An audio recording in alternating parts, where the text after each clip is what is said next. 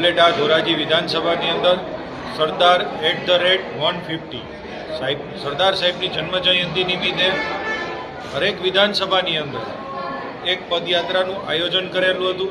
એ ભાગરૂપી આજે ધોરાજીની વિધાનસભાની અંદર ભાયાવદર ગામ ખાકીજાડિયા તરફ એક પદયાત્રાનું આયોજન થયું હતું। આ આયોજનની અંદર પ્રદેશ તરફથી પૂર્વ મંત્રી ગોવિંદભાઈ પટેલ સાહેબ તથા આપણા વિસ્તારના ધારાસભ્ય મહેન્દ્રભાઈ પાડલિયા સાહેબ તથા તમામ પાર્ટીના આગેવાનો તથા હરેક સામાજિક ક્ષેત્રે NGO ક્ષેત્રે સામાજિક આગેવાનો આ યાત્રાની અંદર જોડાણા હતા।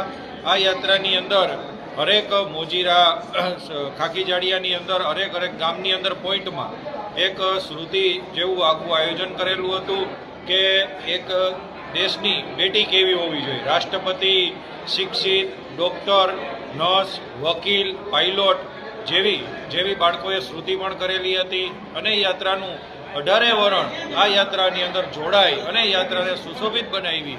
એ તકે યાત્રાનું ખાકીજાડિયા ખાતે સમર્પણ કરી અને રાષ્ટ્રગીત સાથે સમર્પણ કરી અને આ યાત્રાનું ભવ્ય ઉજવણી કરવામાં આજરોજ સરદાર વલ્લભભાઈ પટેલની 150મી જન્મ જયંતિ નિમિત્તે સમગ્ર દેશની અંદર સરદાર સાહેબના માનમાં સરદાર @150 ઉજવાઈ રહ્યું છે।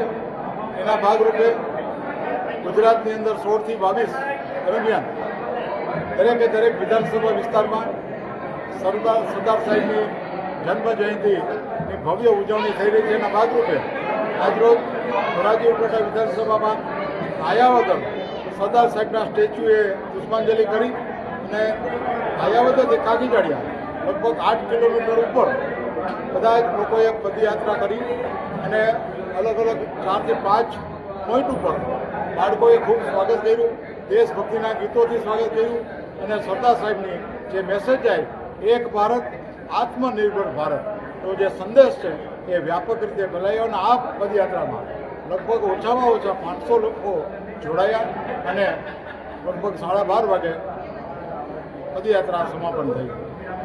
દરેક પદયાત્રીઓને આપના માધ્યમ દ્વારા ખૂબ અભિનંદન પાઠવું છું। આજરોજ 75 ધોરાજી ઉપલેટા વિધાનસભા આપણા યશસ્વીને માનનીય એવા સરદાર વલ્લભભાઈ પટેલની 150મી જન્મજયંતિ નિમિત્તે પદયાત્રાનું આયોજન કરેલું હતું। તો તેમાં ભાયાવદરથી પ્રસ્થાન થઈ 8 કિલોમીટરની એટલે કે આપણે ખાકીજાડિયા સુધીનું પદયાત્રાનું આયોજન હતું। તેમાં વચ્ચે